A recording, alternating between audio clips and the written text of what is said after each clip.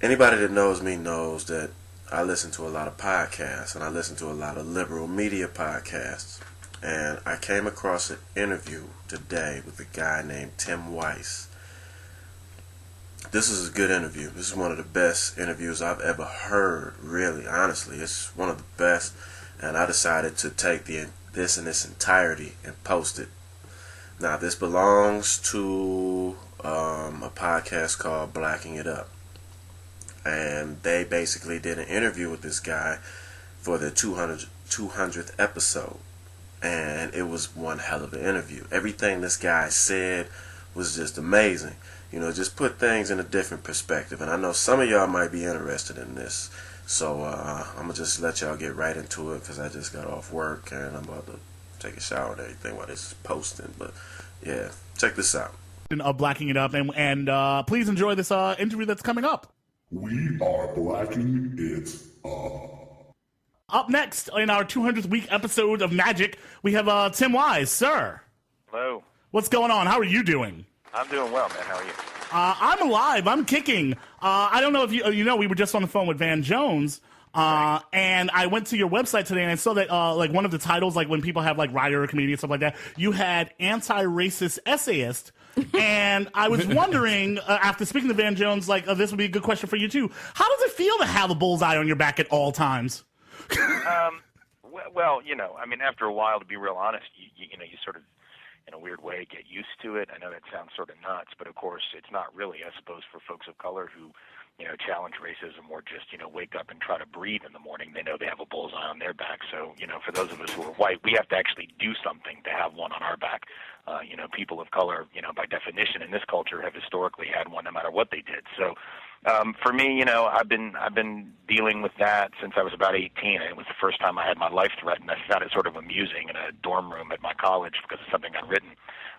So when you get used to that, you know, at 18 and, you know, 25 years later, it's still going on. I guess it's like second nature. It doesn't mean it's fun. I have a family. I worry about that. But, I mean, the truth is, you know, I've just come to conclude that for those of us who are white and do anti-racism work, you know, for us to spend a whole lot of time contemplating our, you know, endangerment would be a little narcissistic and unfair given, you know, given what folks of color deal with every day in this culture. So I just sort of, you know, I think about it about, you know, 5 minutes, I get some coffee in the morning, and then I move on.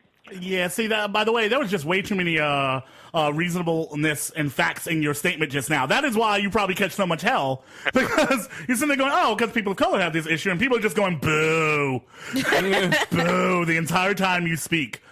You actually made a statement a long time ago at one of the speeches that you were giving that I still use to this day about when America basically the brownification of social services, and I feel like you like it's a great argument that people don't look at. Could you drop a little bit of the knowledge on that a bit? Sure. I mean, you know, it's something I talk about in my new book, Dear White America, and I talked about it a little bit in my last book, Colorblind. But you know, really, to me, when I try to figure out what's going on in this country with the Tea Party stuff and sort of the right-wing reactionary backlash to all things Obama, all things remotely brown in this country, I tend to think of it a little different than some. You know, sometimes we oversimplify and we say, well, you know, the Tea Party is racist. Well, there's certainly elements like that. I mean, when you show up to a rally with a picture of the president with a bone through his nose, yeah, you know, you're sort of a racist. But beyond that, my argument has always been that it is more the narrative of the right, the white right, and the Tea Party that has this deep-seated element of racial resentment in it. So, for instance, they say, well, you know, we're not racist. We just want smaller government. We just want, you know, lower taxes. And that's all fine and good. I mean, that's a philosophical premise, and it's a long-standing one. But in the last 40 years in this country, you can't abstract that philosophical argument from the real-world backlash, sort of background noise of what that's been about for 4 decades, which has been the assumption on the part of white America, according to all the research, that when we say big government, what we mean and what we're talking about are programs for those people. And they're going to take from us, meaning white folks, and they're going to give to them. That doesn't mean every white person who wants, you know, tax cuts is a racist. It means, though, that the whole sort of mindset of smaller government cannot be separated from this racial narrative for the last 40 years. Now, 100 years ago, it was different, or 80 years ago. During the New Deal, white folks loved big government, absolutely loved it. Big government built the white middle class, GI Bill, FHA loans, VA loans, et cetera, the interstate highway program, all of these things. White folks loved those things until people of color gained access to them. And all of a sudden, we discovered our inner libertarian, and we all became Ron Paul, and so it can't be separated from the racial component of it. That's a conversation I think we need to be having. And sorry. Sure. And so in your new book that you mentioned, Dear White America, the next line is a letter to a new minority.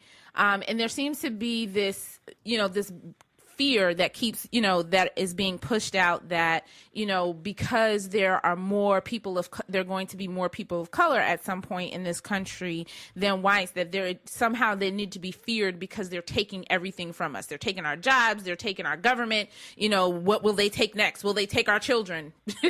Sort of. Well, it's just so glaringly obvious, isn't it, that black and brown folks have taken everything from us white folks. I mean, it's stunning. It's amazing. It's very tricky, though, because you do it in a very tricky way. So you take everything, take all the jobs, but yet you manage to magically be twice as unemployed. I don't know how that happens. I don't know. It's like, they're taking all the jobs in Second Life or something. I don't know exactly what's happening here. You might not be familiar with this. It's somewhere it's happening. We learned this back in Africa, where we're from. It's a special spell that we do where we actually take all the jobs, but then we somehow maintain our unemployment. It's very problematic. You have to have a chicken bone, and it's very hard to put together this spell. And it is sort of this interesting thing that white America for years has spun this narrative of, black and brown folks taking all the jobs, but yet at the same time lazy, don't want to work, and just want welfare. Right. And like my thing has always been, I hate racist, but I particularly hate inconsistent racist. I want my racists to be consistent. I want them to make one argument. That is such a reasonable thought. I've said that numerous times. But the point of the book really, and what I'm trying to say in there, of course, the title's really meant to be ironic. It's not the case that white folks are a minority, and even when we're no longer 50% in about 40 years, we're still going to be the largest single plurality, and we're still going to have a disproportionate share of the stuff. And right now, white wealth is 20 times black wealth, 18 times Latino wealth. That's not going to change just because the numbers change.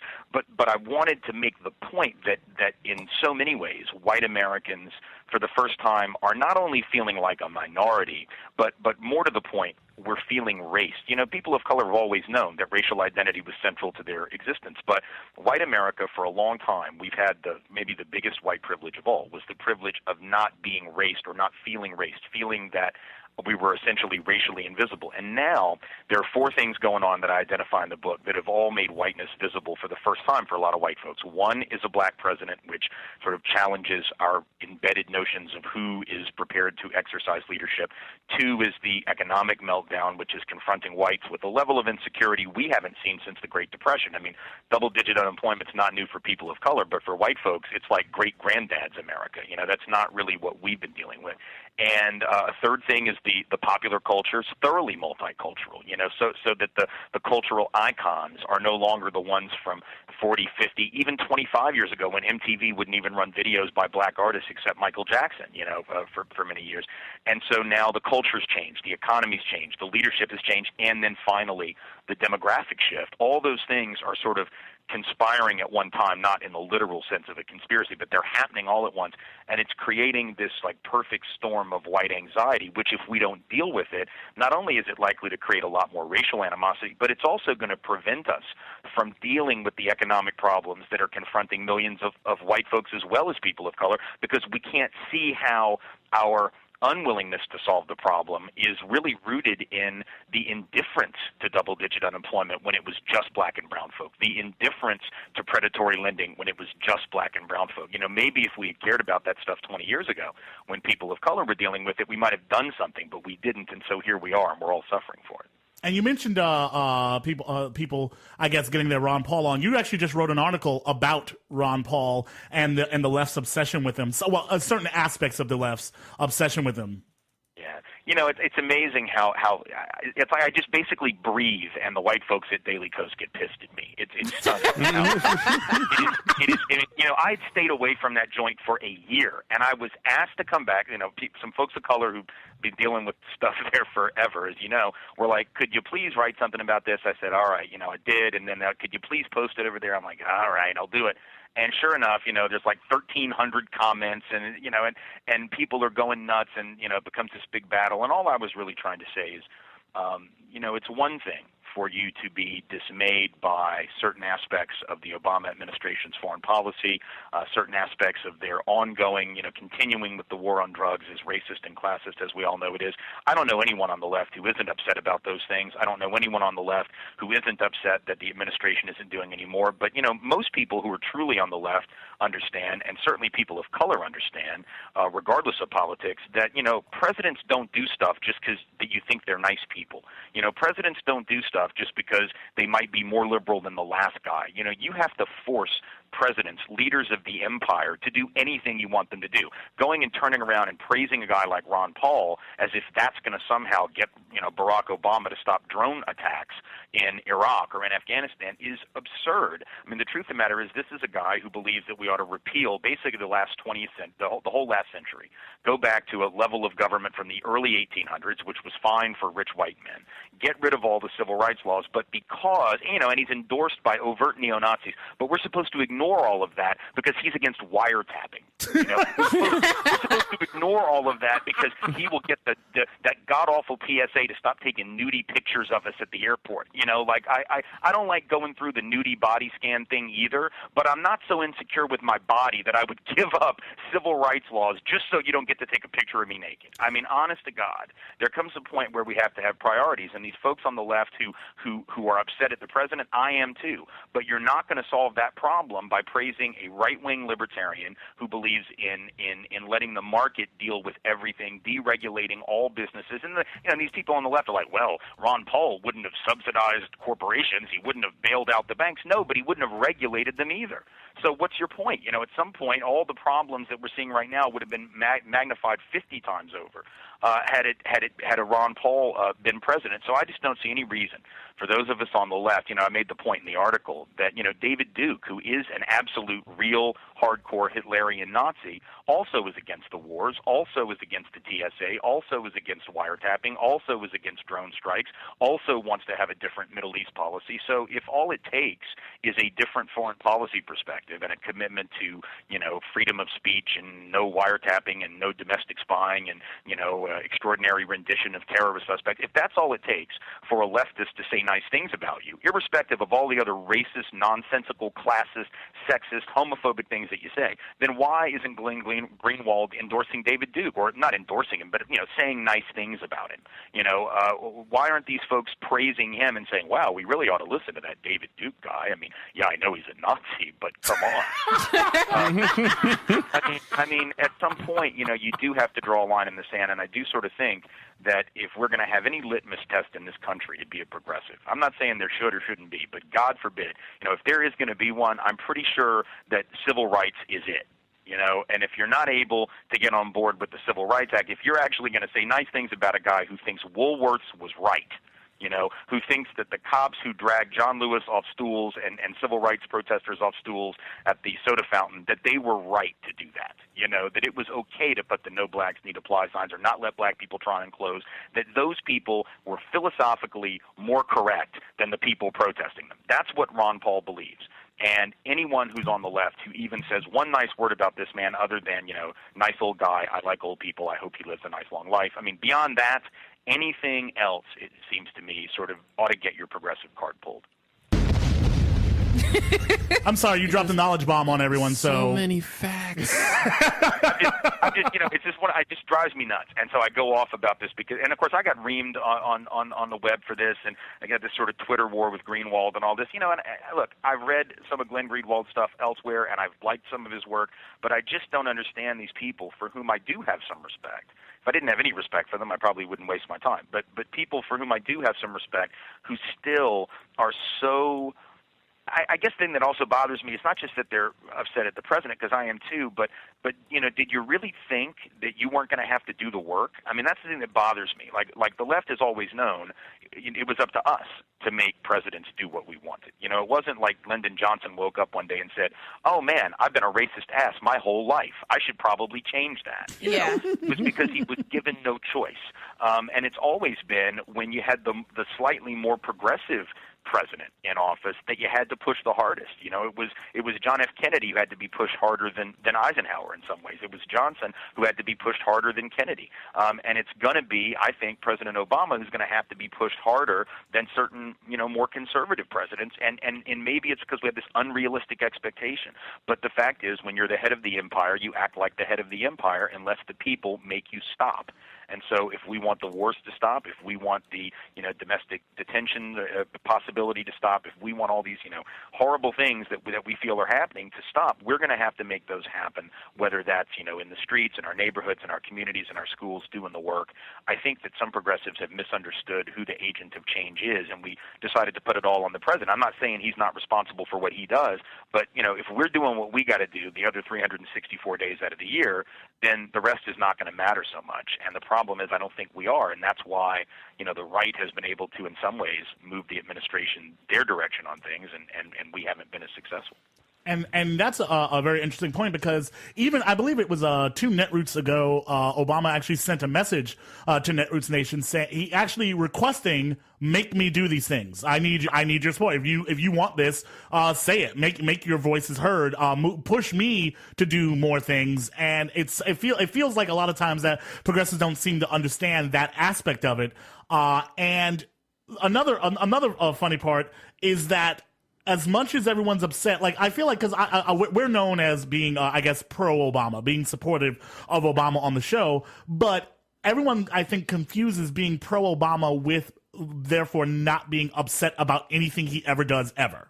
Right. And that's problematic. I think that's a very important point. Yeah. And I think that the other piece that a lot of my white brothers and sisters don't get, they're not used to being called brothers and sisters, so that's but more importantly, white folks, I think, unless they're from the South, and this is I don't claim any particular insight just because I'm so smart, but I think that being from the South and white means that my progressive frame, right, the lens that I developed around politics was a racial lens, because if you come out of the South and you're progressive, the odds are pretty good race has informed you dramatically. I think a lot of white folks who come from other parts of the country might have come from very different kind of frames. Race might not have been their organizing principle. It might not have been the thing for them. It might have been the environment. It might have been feminism. It might have been gay rights. It might have been the war, and all those things are great places to enter the movement too, but it means that you don't have an understanding sometimes when you're not coming from a race perspective as a white person of what it means to people of color if President Obama fails. Right? It's a very different thing, right? If this presidency goes down as a failed presidency, not objectively speaking, because that's always a matter of opinion, but if the narrative, if the line at the end of the 4 years, or if he gets 4 more at the end of 8 years, is that this was a failed presidency, what black folks know, and what those white folks who come from a race lens know, is that is going to have an impact way beyond Barack Obama, that is going to have an impact on people of color, and not just black and brown folks running for president. I mean black and brown folk trying to get a job down the block, that it's going to affect the way people of color are viewed, because it will be perceived failure through the lens of racialization. It'll be a racialized failure, whereas George W. Bush fails, and nobody's ever like, well, holy shit, we're never getting another white guy, especially not one from Texas. They'll entertain. I have a feeling there will be another white male president at some point, and in spite of George W. Bush, because all the rest of us know it doesn't affect us. And it doesn't mean that we need to hold fire and not critique President Obama. It means, though, that we've got to be mindful of the racial consequence for black and brown folk generally if this guy goes down as a failed president. It's going to be far beyond anything that'll happen when now maybe a white female would be the same thing for women. It'd be a similar impact, I think, for women. But whenever you are a minoritized group, a group that has been racialized or gendered or sexualized as a minority, as the other, you have a different burden of representation. And I just hope that white progressives will understand that, so that when we're critiquing the president, we're nonetheless doing it with a realization of how it gets heard. It's not just what you mean, it's how it gets heard. by the rest of the population. So if the left is going off on him the same way the Tea Party is, the Tea Party then uses that as cover to say, well, our critique isn't racist, right? Because after all, they're doing it. I've actually heard Tea Party people say, well, Cornel West is criticizing him. That's a big issue I have. And so here's the question. So right now we're sitting here and we're being all reasonable here and having a reasonable conversation, quoting facts and history and historical context and all that type of stuff. Why is it so hard for this same conversation to be had at bigger scales? Like, why can't it happen reasonably and something be taken from it? Like, if you see this type of conversation happen on, let's say, an MSNBC, like I've seen these type of conversations happen, and like you'll go on and you'll say something like this, and then they'll take a crazy Republican view of it and count it as equal to yours, and then we're all supposed to look at it and go, oh, that's just two different sides. Well, it's not two different sides. One is pure fact. One is history. One is acknowledging the history that people have had to deal with in the everyday experience of an entire people, and the other one is just a philosophical argument that they're speaking from that they don't even have a real perspective to say anything about it. Well, part of it is just, the media culture is rooted in the last, 15, 20 years in this he said. Usually it is two he's, occasionally a she, but it's there are two sides to every issue. Well, not lynching, not every issue. There's not two sides really to everything. There's really not two sides to the Civil Rights Act, actually. Well, I mean, there is. One side is racist, and it really doesn't need to be represented on television. There's not two sides to an awful lot of issues, but even when there are, it doesn't need to be presented as two equally reasonable sides. It really isn't reasonable to believe what some people believe.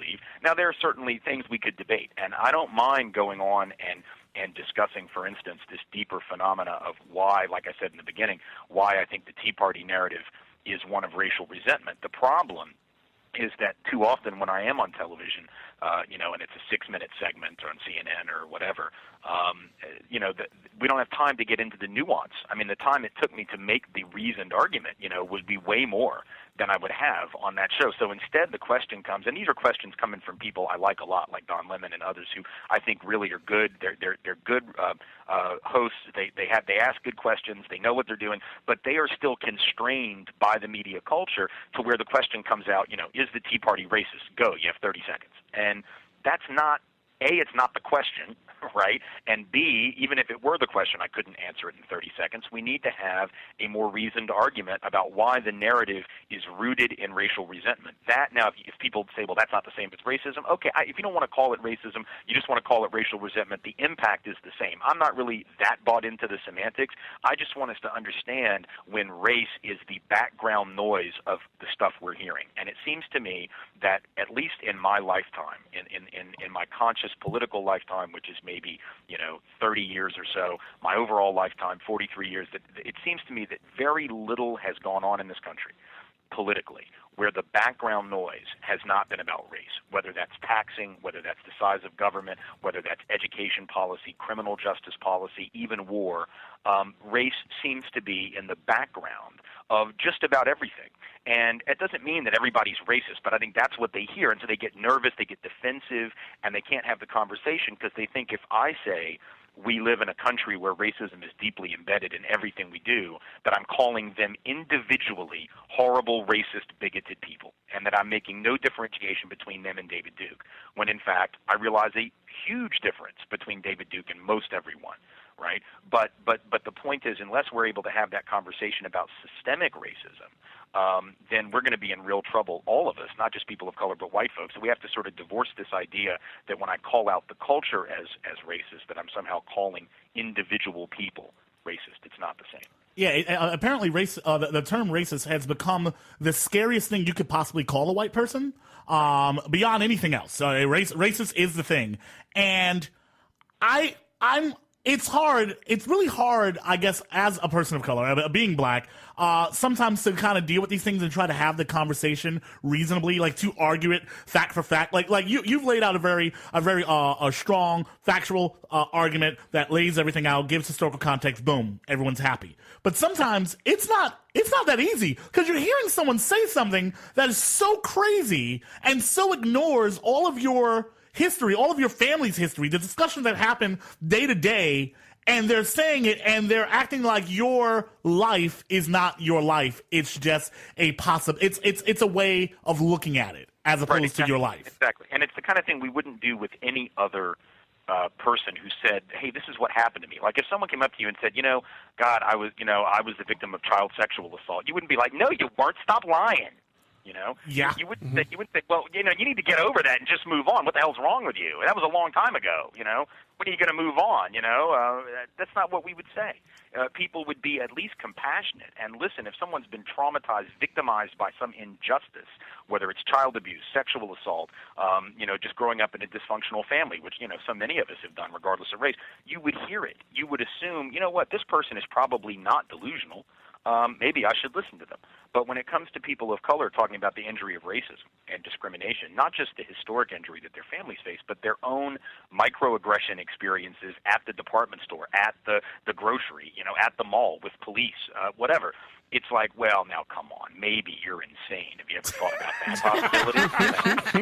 Have you ever thought about the possibility that you're a nut? That I actually know your life better than you? You ever think about that, Smarty?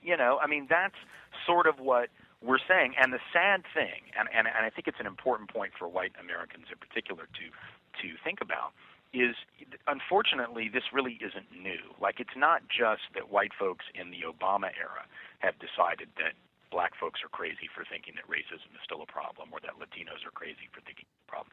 It's that white folks have always, in every era, downplayed the problem. So if you go back to the early 60s and look at the polling that was done of white Americans, even then, this is before the Civil Rights Act, before the Voting Rights Act, before the Fair Housing Act, at a time when nowadays we would all agree it was an apartheid state. It was a formal system of institutional racism and white supremacy. But basically everyone would acknowledge that now.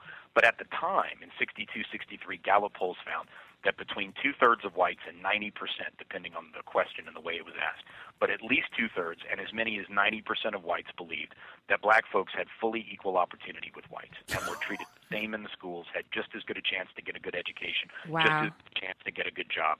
Now, in retrospect, we know that's ridiculous. But at the time, rational white people, people who were capable of paying their bills on time, feeding the cat, getting their kids to school, putting their shoes on the right feet, like doing things that people do, were still able to look around and go, nah, I don't see it. Like the March on Washington happens August 28, 1963, and 2 out of 3 white folks are watching Walter Cronkite that night going, what the hell are these brown people so upset about? And why is that one guy dreaming? What's his problem? What is that? Right. I have a dream. The life is a dream. Everything's wonderful. They didn't see Jesus it. Christ. And so if white folks didn't see it in 1963 and 1962, when it was blatant, right? And if they didn't see it in the 30s, and you can go back and listen to what white folks said then, the 1890s, you would have, editorials in Southern newspapers written by white editors that said, we all get along great down here if those Yankees would just leave us alone. In every era, white folks have looked reality straight in the eye and acted like it wasn't happening. And I guess the question that I pose to white folks, which makes people very uncomfortable, but it's the only question that I can think to ask, is what makes you think that white folks who haven't gotten it right yet, ever, have suddenly figured out the way the world really works when it comes to race, and black folks who got it right every single time, have suddenly lost their minds? Like when did that happen?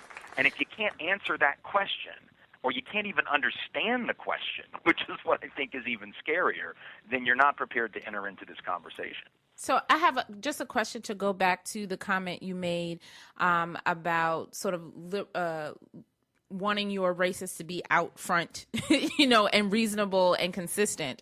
I find, and we've talked about this on the show often, that you always get pushback from, people that identify themselves as progressives and liberal as they're not racist, and they, and how can I be racist? I voted for Obama, and I support you people, and my friend is black. Sort of that they don't see themselves, that sometimes that the words they say and sort of their actions and things like that can be harmful, as opposed to just a white KKK member telling you to go back to Africa. Like they don't see that just because you are not that KKK member, that you can still have attitudes and do things that are still racist.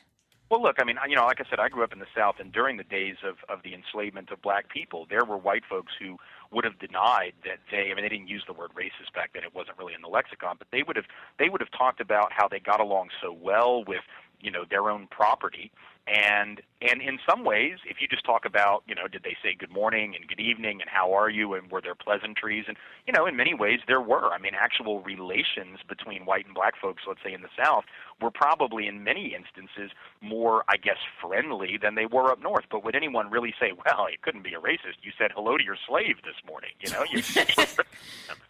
and the idea that you vote for Obama and that means this sort of, that is the new some of my best friends are black line that right. white conservatives use, and it's stunning for its ignorance. I mean, number one, as I talk about in my book Between Barack and a Hard Place, there's a real question as to whether the reason that white liberals were so ready to support Obama was because they viewed him as different from a black norm. And if the answer to that is yes, and there is some research which seems to suggest that the answer is yes, then you're still racist toward most black people. The fact that you carved out the Cliff Huxtable exception for this one guy, does not mean that your larger views about the black community are not problematic. And then the second point is, and this is just really with regard to this whole logic that white Americans use when they say, well, I've got a black friend, or first of all, I think they're lying. I always ask them to name them.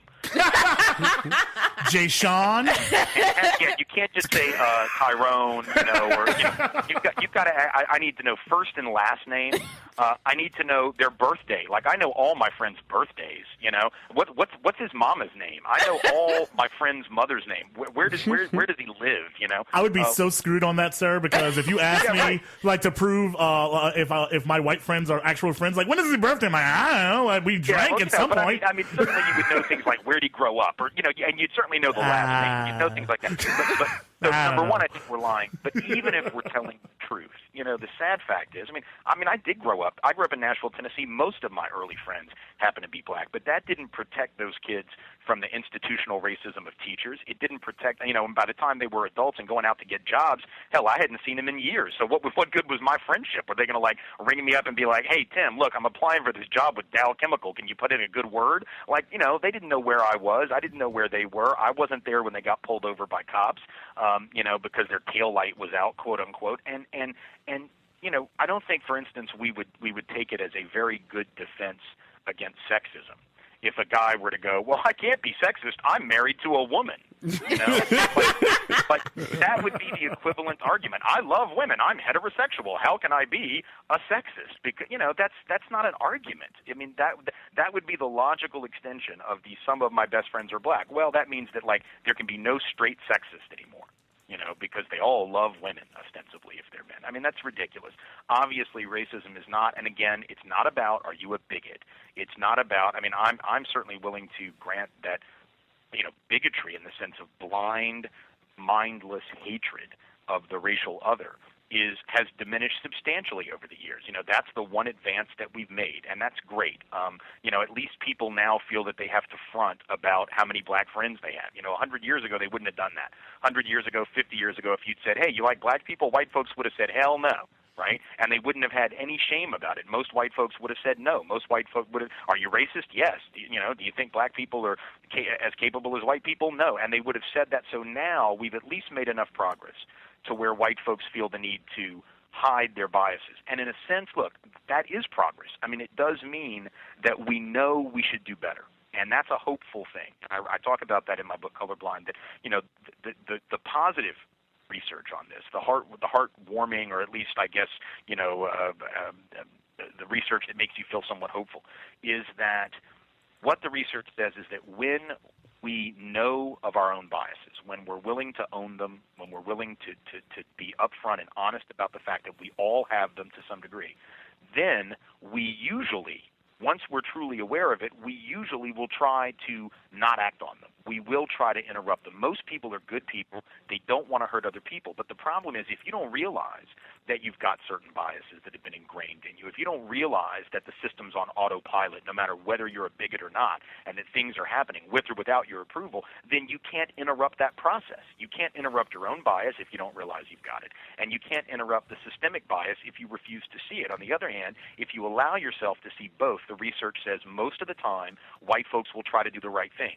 So the question is, can we get white Americans to realize just how embedded they are in this thing that isn't right? Can we get white folks to acknowledge their biases that have been ingrained in them without having to beat themselves up and feel guilty? This isn't about guilt. It's about taking responsibility for what's been done, not only to people of color directly, but indirectly to us as well, with the kind of conditioning that we've been subjected to. So that's the trick. So basically, you are advocating having white privilege workshops. Well, not so much just that. I really, I talk about in Colorblind in the last section of the book is a whole section called Illuminated Individualism, and it's like a whole sort of paradigm for thought and action by teachers, by parents, by employers. It's really this idea that if we are conscious of what the research says, and if we bring that consciousness to hiring situations, to classroom situations, to our own parenting of our own kids, whether they're white or kids of color, we can actually alter our practice based on this consciousness. So, like, for example, if I'm an employer and I am aware of the way that my own internalized biases about others may affect the way I evaluate them, then I can do certain things, and I talk about what those are in the book, to sort of interrupt the process from going from thought to action. So, yes, I may have the biased thought, but if I build in these certain safeguards in the way that I do my hiring and my, promotions, then I can interrupt the thought before it becomes discriminatory action. If I'm a teacher and I understand those things, then I can be conscious and mindful of how I'm teaching all the children in the class. How am I speaking to them? How am I relating to them? How am I interacting with them? How am I evaluating their work product? Do I understand the social factors that go into the way that they're behaving in that class that day? If the kids of color, for instance, are not talking a lot in class, they don't raise their hand as often, they don't participate, and I'm a white teacher, do I need to know that the research says that part of that is out of a fear that they may confirm some negative stereotype? If they get the answer wrong, I may think less of them. The research says that that's a real problem. So if I'm a teacher and I'm aware of that, I can do certain things in the classroom to elicit participation from students of color, but I've got to send a clear message to them that I believe in them before they're going to step out and do that. Same thing with women with regard to sexism in advanced math and science classes. The research says sometimes they will not participate as much because they're afraid if they get the answer wrong, the men in the class are going to think that they're not as good at math or science.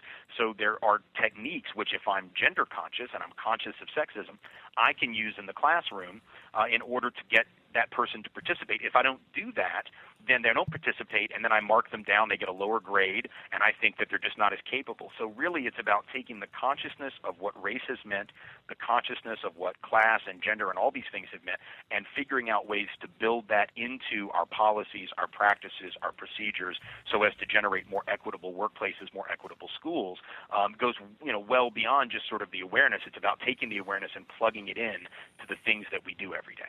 Right. Now here's this will be the last question, but I as you're talking about all this, I start to think, is this a reasonable, I guess, goal? Like, do we really believe this could happen anytime soon, that people would actually step outside of themselves and be able to look at things from because what you're requesting in that last chapter, basically you're asking people to acknowledge their own privilege, to acknowledge certain issues within the country, that I would argue that if they could acknowledge it, we would have changed so long ago, and we apparently can't. We can't acknowledge these things. Like, it's issues throughout almost every level of government, throughout all dealings with people of color. Can we genuinely expect this? I would say I don't expect most white folks to ever be in a place where they will be ready to maybe acknowledge these things fully, just like I don't expect most men to ever really fully acknowledge and work to change patriarchy and sexism. But the question is, can we get enough of people to do that? I don't know what enough is. I mean, is it 20%? Is it 30%?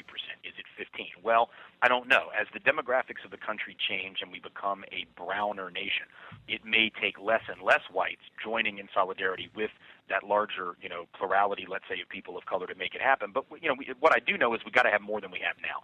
It's somewhere between 50% and where we are now. And all we know is that I think if we frame the issue, and the way I'm trying to frame it in Dear White America and to some extent in Colorblind as well, is, that it isn't just about doing it because it's the right thing to do. It's not just altruism. It's not just, oh, woe are these, oppressed people and we must help them.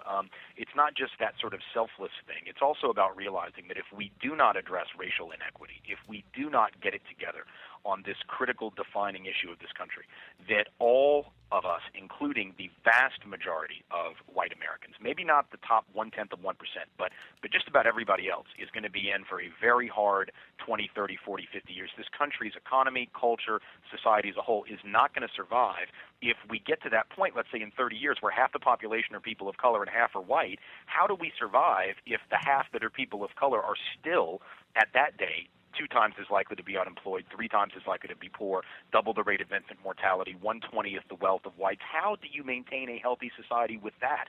And the answer is you don't. So maybe if we reframe the argument from we must go help these poor benighted souls, which is, somewhat paternalistic anyway, and make it about solidarity for the sake of all of us, including the vast majority of white folks who are going to go under if this system collapses, and it is heading for that day, then maybe we can, in fact, get enough white folks to join in solidarity. But what we do know is if we don't try, we certainly won't, and then, real disaster looms. Indeed. Yeah. Well, sir, thank you for coming on. I appreciate the conversation. Thank you so much. And the new book, Dear White America, it actually just came out a few days ago. Yes, it did. It's been out at most bookstores for a week or so, and folks can get it on Amazon, Powell's, local bookstore if they happen to live in a place that has those anymore. You can find it in actual stores or online. People can go to my website, timwise.org, and there's also a link for ordering it there. Indeed, and we'll definitely put the link on thisweekinblackness.com up with the podcast and everything. Thank you so much for coming on the show, sir. We hope to have you again.